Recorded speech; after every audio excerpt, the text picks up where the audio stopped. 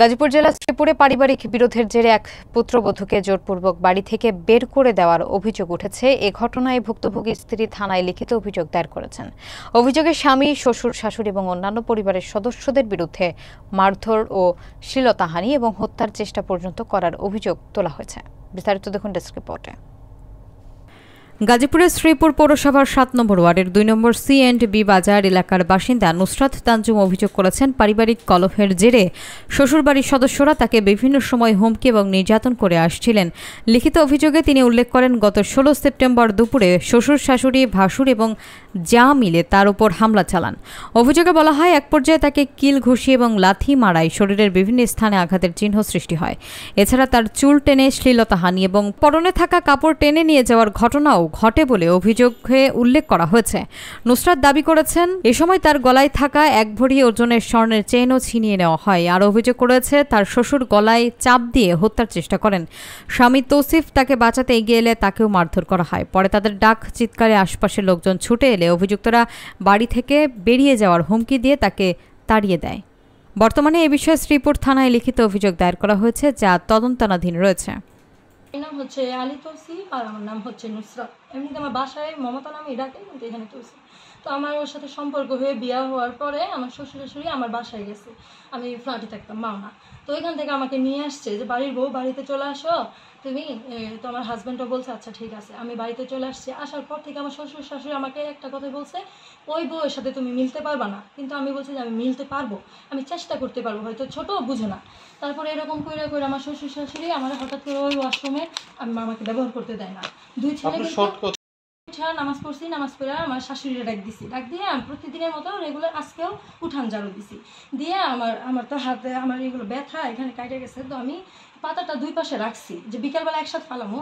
বড় বউ বলতেছে যে এখানে ঝাড়ু দিয়ে কেন রাখছে মা, এক্ষুনি রেখে জিজ্ঞেস করে। আমার শাশুড়ি এসে আমাকে জেরা করতেছে এখানে কেন রাখলাম। তা আমি বলছি, মা সে যদি তুমি তো বাড়ি লেখা দাও না, সবারই তো অধিকার আছে, রাখছি এটা পরে ফালাই দিব। তো আমার স্বামী বলছে যে এক বউ ঝাড়ু দিচ্ছে আপনি ফালাই দিতেন। এটা নিয়ে কথা কাটাকাটি ফকিনি টকিনি সমানে আমার ওই বউ বলতেছে। বলার পরে দুইজনের ভিতরে তর্ক বিতর্ক। আমি রাত্রে ঘুমাইয়ে গেছি।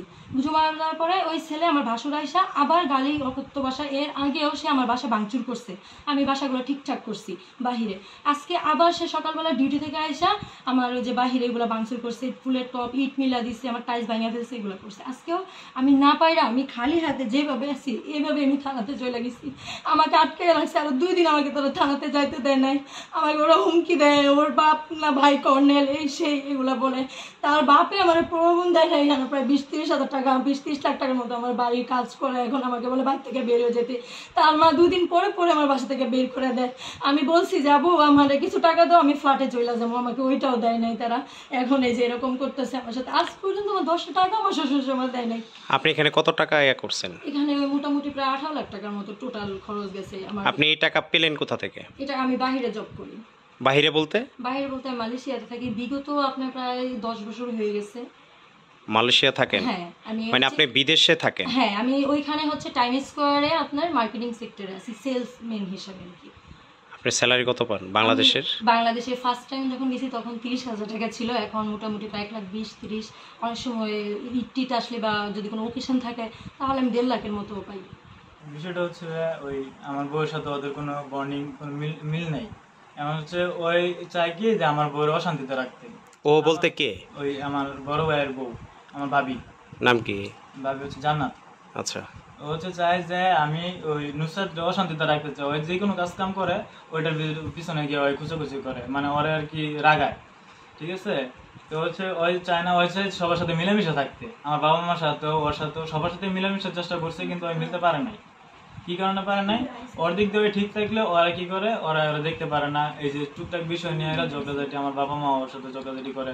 বাট ওর যদি কোনো বিচার দেয় কিন্তু ওই কোনো প্রায়োরিটি পায় না, কিন্তু ওই বড় বড় অনেক প্রায়োরিটি আছে।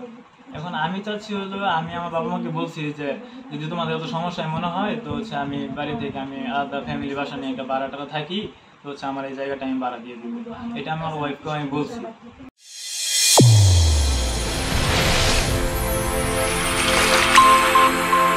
চ্যানেল A1 হৃদয় রেসপন্স।